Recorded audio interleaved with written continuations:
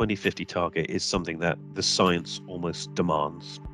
So it may seem very close. It wasn't so close 30 years ago when we first started having these Kyoto meetings, and we could have had a smoother, less urgent transition had we taken action straight away.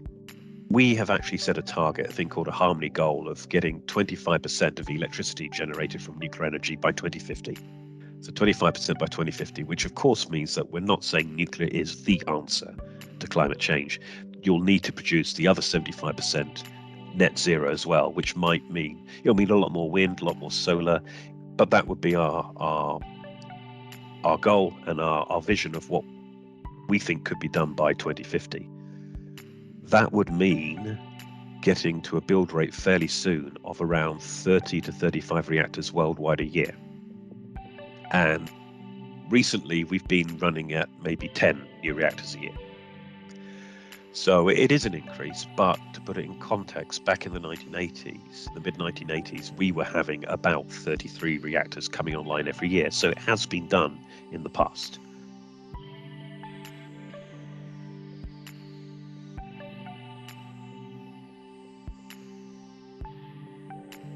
What happens if fusion turned out to be a brilliant solution, which meant we didn't want to build another fission reactor again?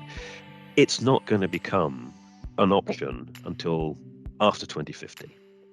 We'll continue to progress, but we have to go forward also using what we have, and not just hoping that something's around the corner, because we can't wait for it to come, because we need to go net zero by 2050. So we need to be building the turbines, the solar panels, the nuclear plants, the biomass plants. We need to be building them now to displace the 65% of electricity we still get from fossil fuels.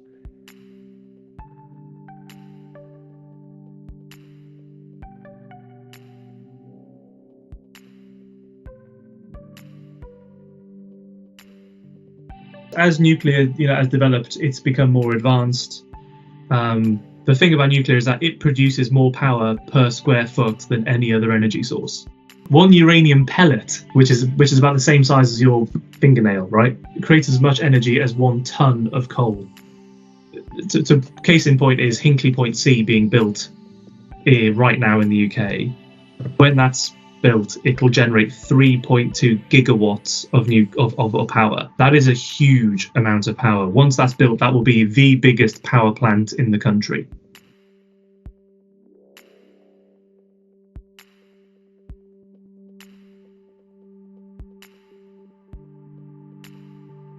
Yes, is the short answer for both cases. In the case of Chernobyl, it was a specific feature of that design of reactor called an RBMK. It had what's called a positive void coefficient, which basically means that as the water that was flowing through it turned into steam, in most reactors, because water is a moderator, it turning into steam would slow down the nuclear reaction. So as it got hotter, the reaction would get slower, and that would help correct any increase in temperature. In these particular reactors, that didn't happen. So what happened at Chernobyl was, first of all, they carried out an experiment trying to operate at low power that led to this condition building up in the reactor, where you started to get production of steam. The power level spiked in a feedback loop very rapidly. The steam reacted with the metal in the fuel itself, turned into hydrogen, and the hydrogen exploded. And obviously very powerfully.